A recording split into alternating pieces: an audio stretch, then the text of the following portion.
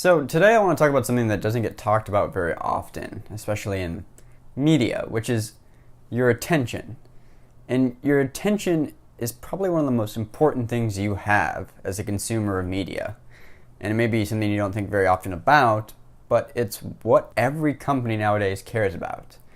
And how you choose to divert your attention is worth a lot of money. And you should be careful about what you choose to pay attention to, because your attention is ultimately a finite commodity. It's tied to time. And time is one of the very few things in life you don't have an unlimited resource of. And so, okay, what do I mean by this? Because this is a little philosophical. My point is that, be careful about what you pay attention to. Not everything is worth your attention that tries to grab it. And this can be very easy to fall into. Most people, most journalists in particular, or people that are in media, are trained nowadays about the best ways to get somebody's attention. There's entire theories about it. There's theories about click-through rates and headlines, and whether you appeal to their anger or their emotion, or you make it funny or sad, or you make the headline a curiosity gap. A curiosity gap is a specific term used in media and by social curators as a way of constructing a headline to leave just enough information out to get you to click. There's science behind thumbnails and images and what makes a person more likely to click or go down a click funnel or read something. Human faces appeal more to people than animation, for instance. And as the science gets built out around this and incorporated in media becomes more and more effective at pulling your attention, whether that be worthwhile, pulling of your attention or not. And a lot of the time, it's a waste of your attention. I find people too often seed out their attention to every single thing they see on Twitter or on television or on Facebook without stopping to think wait a minute, how is my attention being used here?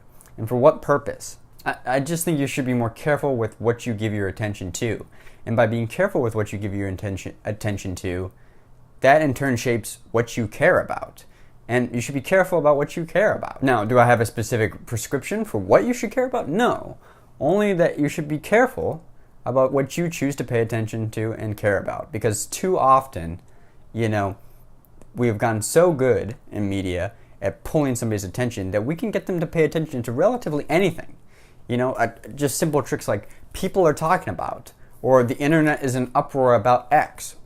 And this plays on the psychology of, once again, well, what are people talking about? Or I want to be part of the in-group, or fear of missing out. When really it may be nothing more than some, random image, or just trying to direct traffic to the site because it's a slow news day.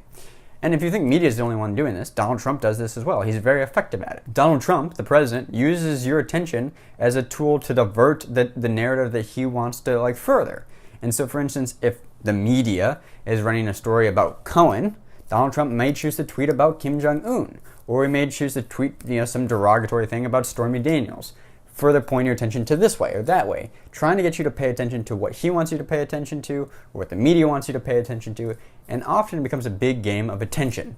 That's the real currency in media and politics. And knowing that, I think, empowers a lot of people to, think about their attention the way they think about their bank account, and think about it as a finite resource. Anyway, that's just some thoughts. Hopefully you maybe get something out of this. If you want to watch another video, you can click around. Maybe I'll talk more about more hard news journalism tomorrow. Thanks as always for watching, guys. Have a good one.